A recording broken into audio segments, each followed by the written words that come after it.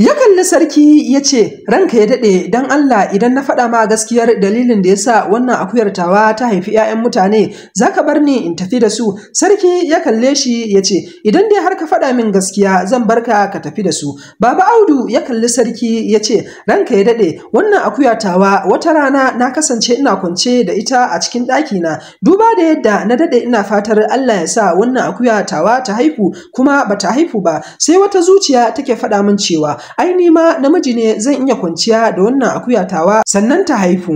Ai kuwa na biya wa sharrin zuciyata na kwanta da wannan akuya tawa. Ranka ya daɗe, wannan dalilin ina ga shine dalilin da yasa akuya ta ɗin nan ta haifi 'ya'yan mutane. Ga dai labarin na kawo muku shi a takaice. A cikin wani ƙauye akwai wani dattijo mai suna Baba Audu. Baba Audu ya kasance yana da wata akuya da yake kiwo.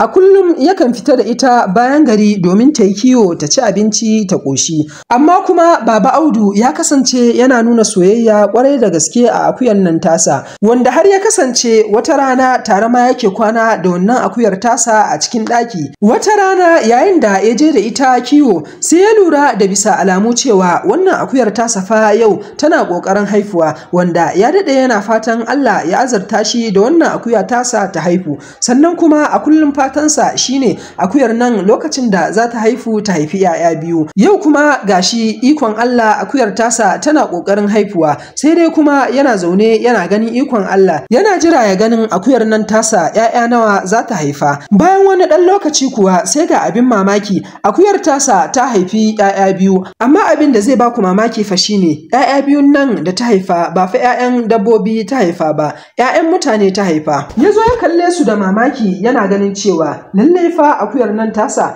'ya'yan mutane ta haifa. Ya yi gudu cikin ƙauyen nasu da mamaki yana faɗa wa mutane cewa akuyarsa ta haifi 'ya'ya biyu, amma kuma abin da zai baku mamaki shine 'ya'yan mutane ta haifa ba 'ya'yan dabbobi ba. Mutanen ƙauyen suka yi ta ƙaryata shi suna faɗa masa cewa wannan abu ne da ba zai taɓa yiwuwa ba, domin kuwa ba a taɓa samun irin wannan tarihi a duniya ba, saboda haka ba zai taɓa yiwuwa a same shi a cikin ƙauyenmu ba, domin wannan alamu ne na wani irin sihiri da zai faru a cikin wannan ƙauye namu. Baba Audu ya sake kallon su da fiska ta tabbatarwa kan cewa wallahi da gaske ne akuyarsa ta haifi 'ya'yan mutane. Ya yi musu umarni da cewa su je su kalli waɗannan yara da akuyar tasa ta haifa. Ai kuwa suka bi shi a baya har zuwa wajen da akuyar tasa take. A lokacin da suka zo kuwa sai suka ga ta tabbata akuyar tasa ta haifi 'ya'yan mutane. Hankalinsu ya tashi domin kuwa sun san cewa lallai a halin yanzu ƙauyensu yana cikin ƙalubale. Suka yanke shawarar a halin yanzu a je a faɗawa sarkin ƙauyen nasu. Wasu samari da ke wajen suka zagaya suka je suka samu sarki a ƙauyen suke faɗa masa cewa ranka ya daɗe, akuyar Baba Audu ta haifi 'ya'ya biyu. Sarki ya kalle su ya ce, a masha Allah, mun taya shi murna. Suka sake kallon shi da mamaki suke faɗa masa cewa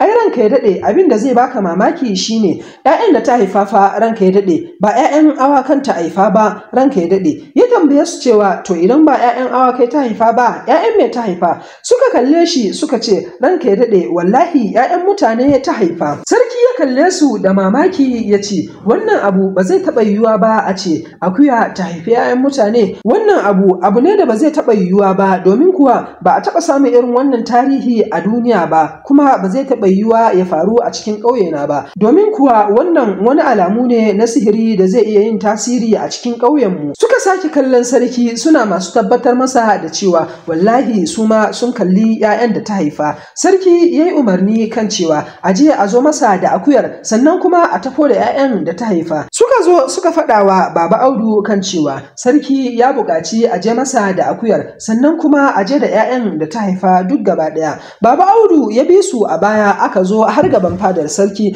Lokacin da suka zo aka kawo shi fadar sarki, sarki ya kalli Baba Audu yake tambayarsa cewa shin menene dalilin da yasa akuyarka ta haifi 'ya'yan mutane? Baba Audu ya kalli sarki ya ce ba ni da sa hannu game da haifuwan wannan akuya tawa, ni dai kawai na kasance a kullum ina zuwa da ita kiwo. A lokacin da mangariba ta yi kuwa zan kada akuyata mu dawo gida. faɗa, amma kuma baya da wannan ranka ya daɗe ba da ta cewa. Sarki ya kalle shi ya ce, ka faɗa min gaskiya baka da sa hannu game da haifuwan wannan akuya taka? Ya kalli sarki ya ce, ranka ya daɗe wallahi ba da sa hannu ko kaɗan game da haifuwan wannan akuya tawa. Ni dai kawai abu ɗaya da na sani shine akuya ta nan lalle ina son ta kwarai da gaske, wanda wani lokaci saboda tsananin soyayya yasa tare ma muke kwana da akuyar tawa a cikin ɗaki, amma ni dai na san da cewa babu abin da yake faruwa yayin da muke kwana da ita. Sarki ya yi mamakin yadda yake iya furta cewa yana kwana tare da akuyar tasa a cikin ɗaki ɗaya. Ya sake kallonsa ya ce,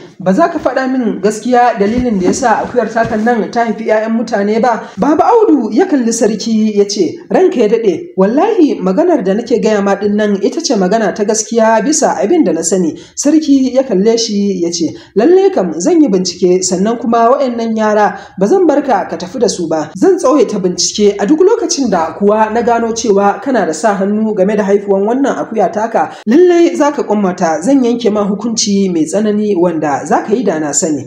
Baba Audu ya kalli sarki ya ce, ranka ya daɗe na yadda, amma ina neman alfarmar dan Allah a bar ni tare da waɗannan ‘ya'ya nawa. Sarki ya kalle shi ya ce, babu yadda za a yi mu barka ka tafi da waɗannan yara, domin kuwa za ka iya zuwa ka halaka su, domin muna so mu yi bincike a kansu. Baba Audu ya kalli sarki ya ce, a'a ranka ya daɗe wallahi ba haka bane, ni dai kawai waɗannan yara nawa Allah ya ɗora min soyayyarsu a cikin rayina, amma dan Allah ranka ya daɗe ka taimake ni ka bar ni in tafi da su. Sarki ya kalle shi ya ce, babu yadda za a yi mu barka ka tafi da wayannan yara. Sai dai kuma daga ƙarshe Baba Audu ya ga babu yadda ya iya, kawai ya faɗa wa sarki gaskiyar dalilin da yasa wannan akuya tasa ta haifi 'ya'yan mutane. Ya kalli sarki ya ce, ranka ya daɗe idan na faɗa ma gaskiyar dalilin da yasa wannan akuya tawa ta haifi 'ya'yan mutane zaka bar ni in tafi da su? Sarki ya kalle shi ya ce, lalle kam idan dai ka faɗa min gaskiya zan barka ka ibi 'ya'yanka ka tafi da su. Baba Audu ya kalli sarki ya ce, ranka ya daɗe wato dai wannan akuyar tawa da kake gani, na kasance a kullum ina kiwon wannan akuya tawa, sannan kuma ina son ta kwarai da gaske. Baya da wannan a kullum ina fatan Allah ya azarta wannan akuya tawa da ta haihu,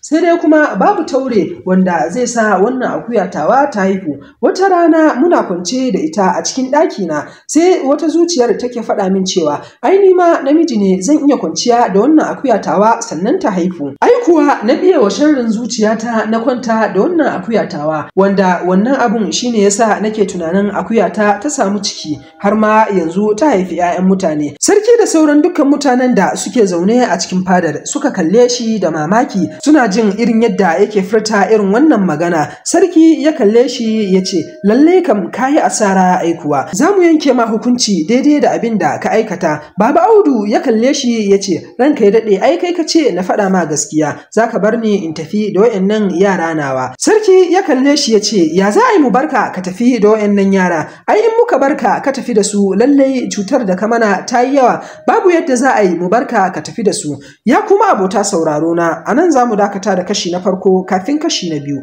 Don Allah ku daure ku danna mana subscribing, kana ku danna alamar ƙararrawa domin samun sababbin shirye-shiryenmu da zarar mun ɗora. Mun gode.